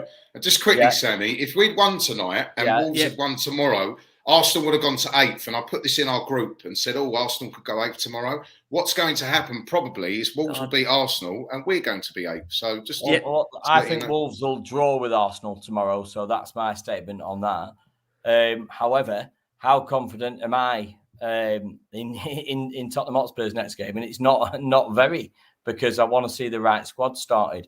That's that. It's all dependent on that team for you, Sam, isn't it, really? But what you're saying here. Starting lineup's massive for me, Ricky, because it just, I feel as though we're waiting to get one goal ahead or just get a little bit of an easy game and then bring on the super subs or switch things about. It's bollocks. I'm sorry, I'm happy to say it's bollocks. Bergwijn is giving everything. Put him on, right? Bentancur is class. He's new. Put him on. Get the players on that are going to win us games. That's the bottom line. And I just feel at the moment, I'm definitely not questioning the manager. I think he's getting the best out of all the players. But as I said before, and I hate to sound repetitive, he's getting the best out of a bad bunch. I want to see a new starting lineup at Tottenham. And we need to see it in order for us to start winning games. We need to. Agreed. I'll give you my opinion on Wolves, by the way. I think Wolves at the moment are a sleeping giant. I think they're playing ever so well. Yeah, they're playing really good football. They're one of the games that I see on paper and think, I don't fancy it. Traore or no Traore, I think they're absolutely... They've got a really fast play. The pressing. Tottenham Hotspur do not respond very well to pressing. In fact, Tottenham Hotspur... As we saw tonight in the opening 15, 20 minutes. Tottenham Hotspur bottle pressing, Ricky. That's what we do. We bottle it. Unless Tottenham Hotspur press, and then we have a great game. When we press, we have a great game. When we're pressed against, we're shit. And it does my head in. We have got absolutely no backbone to the club at the moment when we are getting pressed by a good team. To be fair, not being pressed by an average team, we bottle it. We absolutely flat. Do you know why that is, Sammy? Do you know why that is? Because we haven't got a technically great squad, so we can't play around presses, and that's just the fact.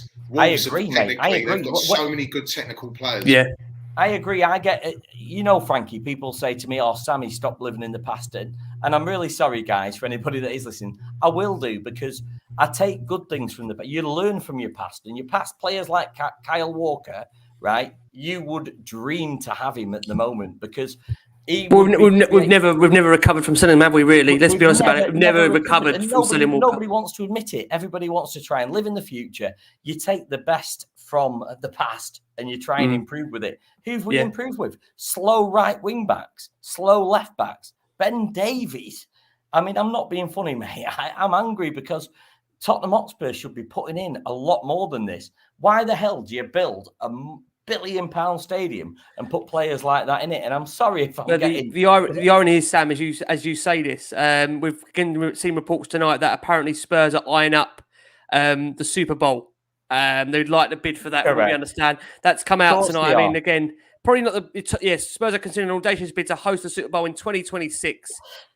With the NFL looking to grow their international audience, it's probably not what you want to hear on the back of Spurs being beaten at home comprehensively. By of course, it's entertainment, Ricky, that, isn't it? But to be honest with you, we care about our club.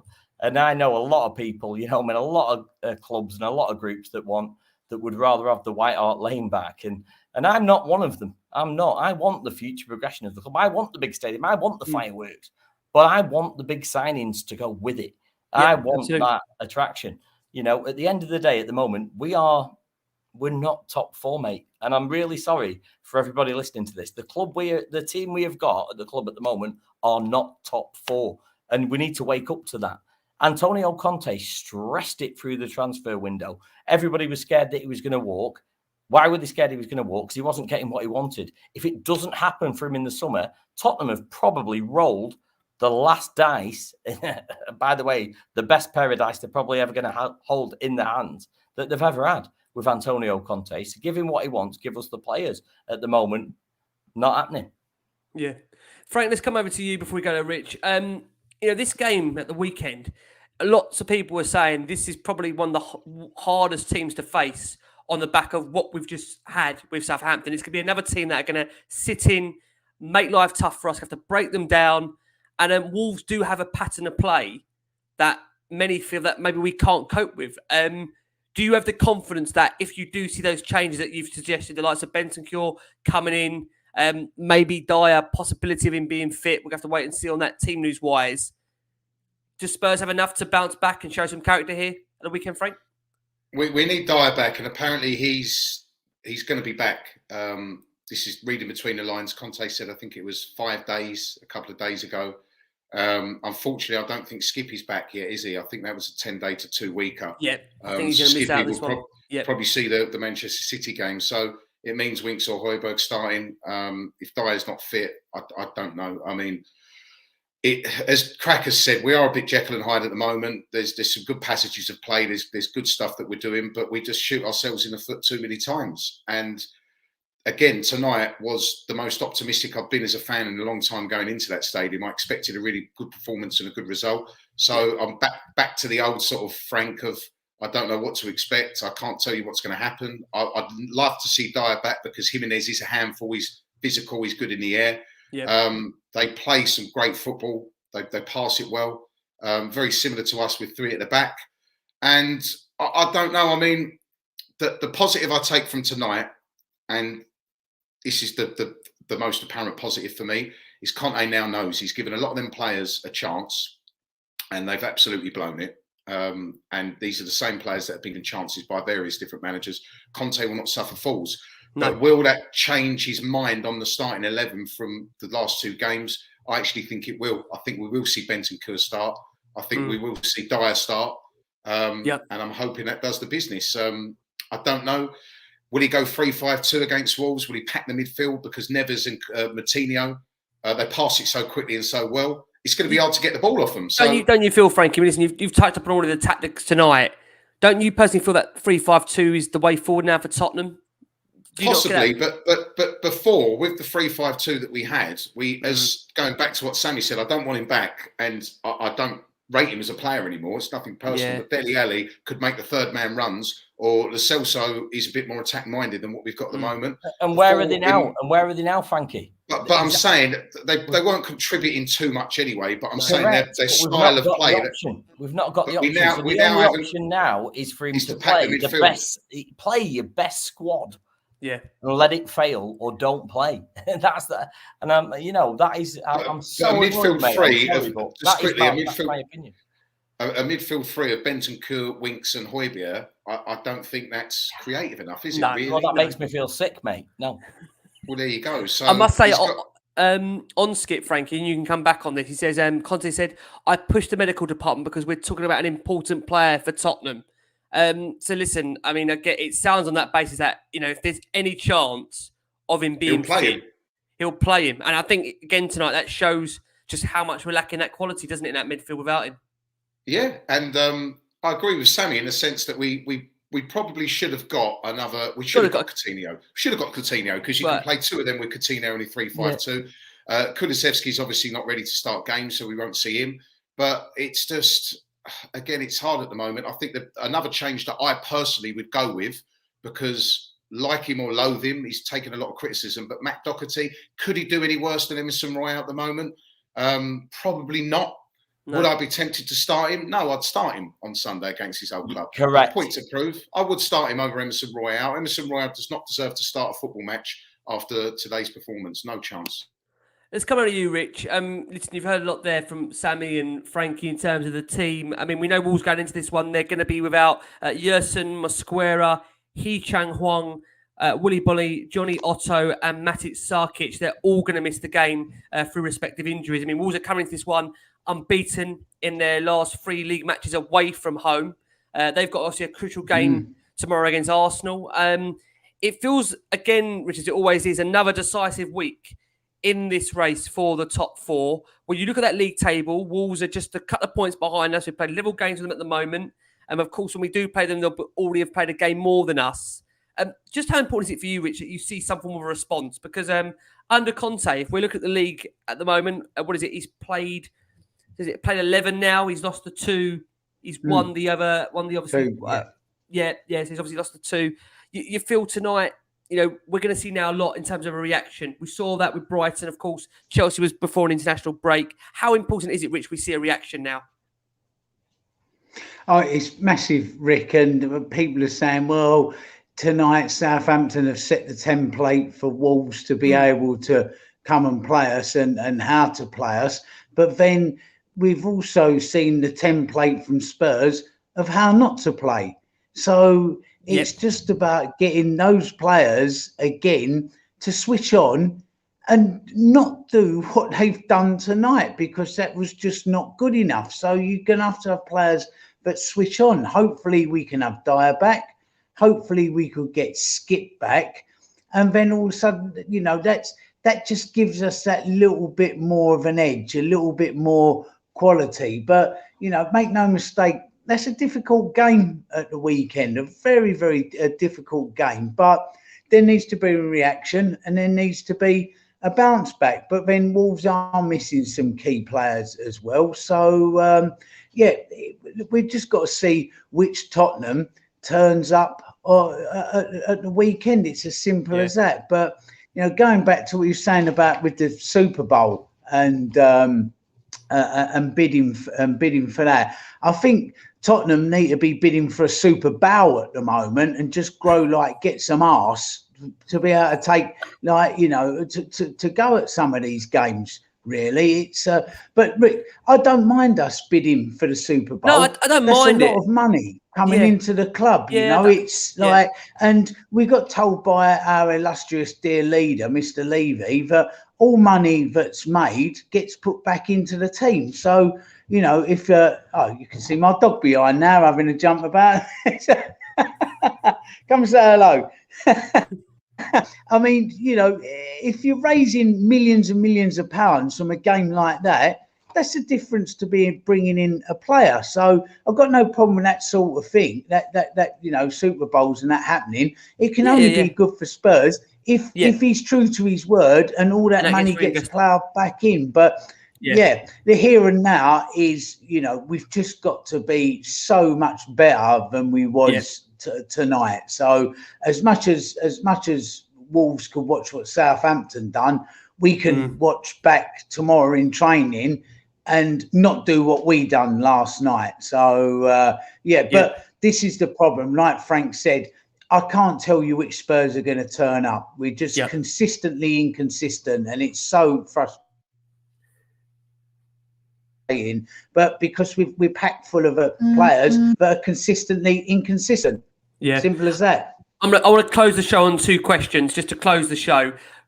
We'll start with Sammy and we'll work our way around. Sammy, listen, you've been consistent all night in terms of that battle for the top 4. Number 1, can Spurs finish in the top 4? Number 2, prediction for the weekend. Okay, simple answer is, can Spurs finish in the top 4? Yes, with the right team. So I want to see changes by Conte. I want to see him respond to this with starting the right squad. That's what I want to do. And then, yes, starting with the squad we started with tonight, my answer is no. Right. Simple.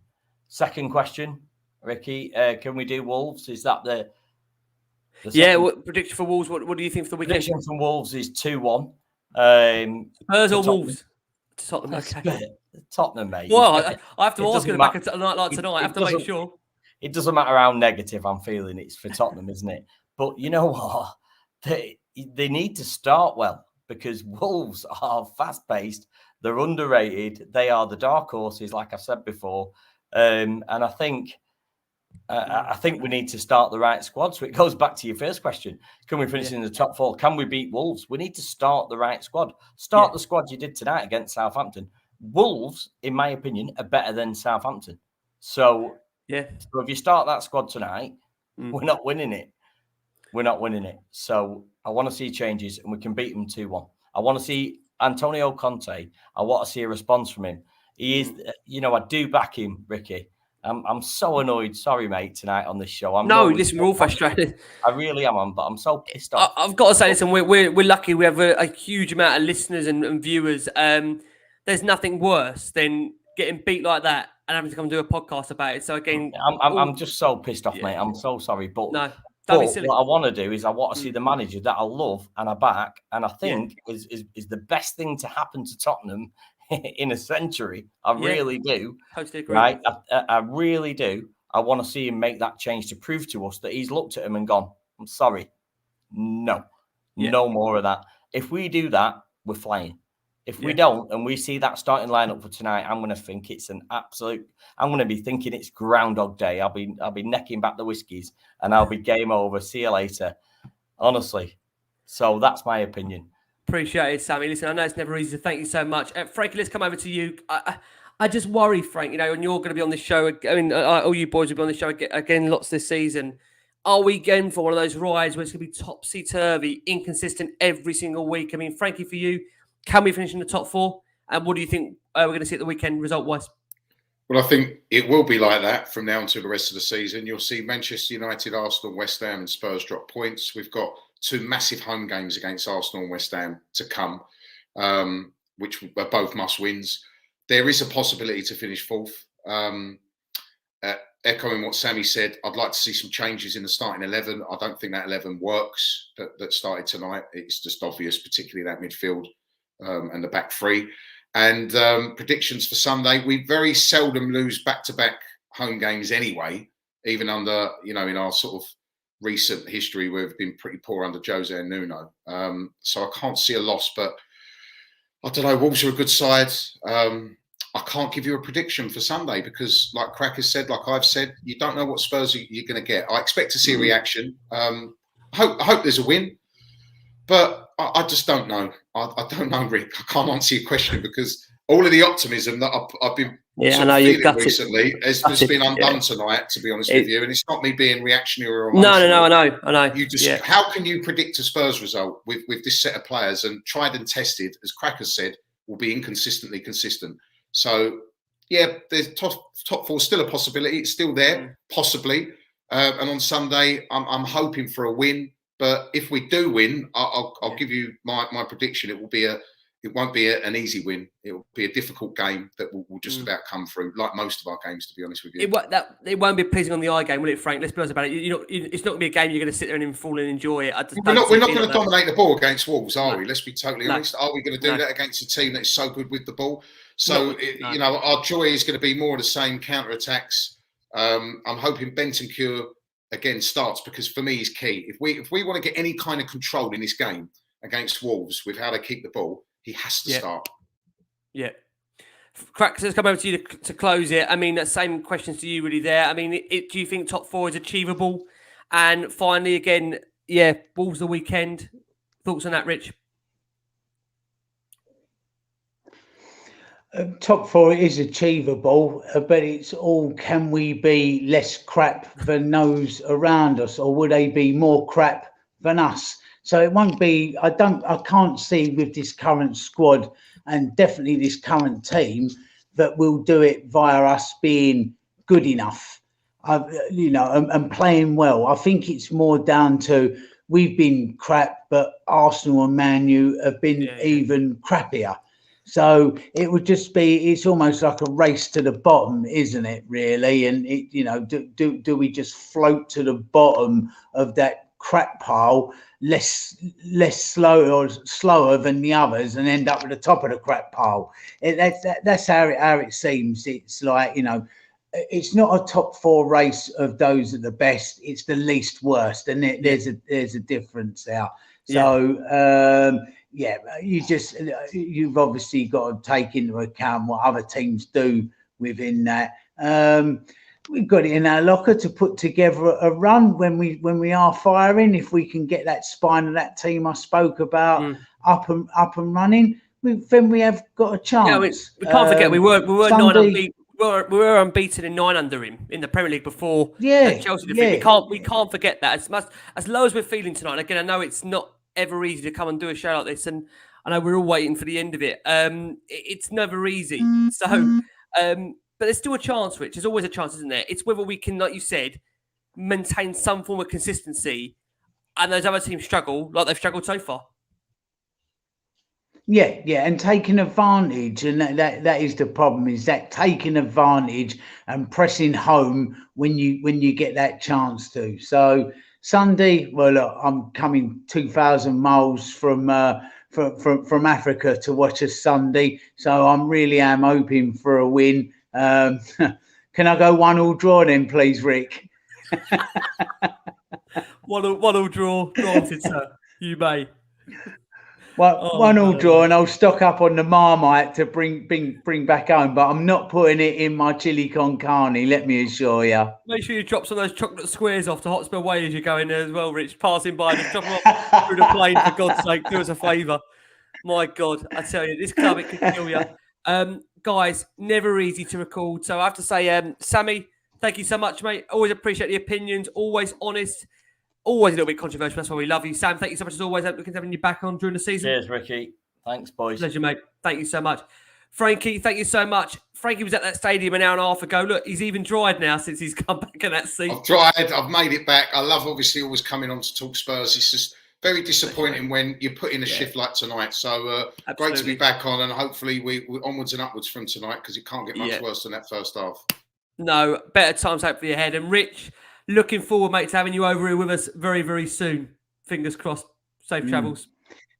Yes. Yeah. Thank you very much. Yeah. Looking forward to coming back and getting back to the lane, or whatever it's currently being called, and seeing all you chaps. I think it was the horror house tonight, Rich, but I agree. Yeah. House of Horrors. Well, I tell you what did look.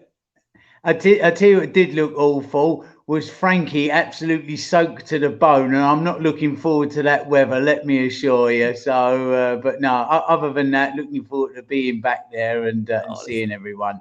We're looking forward to seeing you, Rich. Listen, the wonderful Richard Cracknell. Guys, thank you so much. There's still nearly, 500, 600 of you plus watching us strong. Again, difficult night. Thanks so much for sticking with us. We know it's not easy. Never easy to talk about Tottenham in the defeat of that manner with, 12 minutes to go. Somehow Spurs doing the Spurs and throwing it away. We're back with you on Sunday for instant reaction to Spurs against Wolves. Hopefully talking about Tottenham bouncing back. From Sammy, from Frankie, from Rich, from myself. Guys, please keep safe, keep well, keep the faith, and as always, come on you Spurs.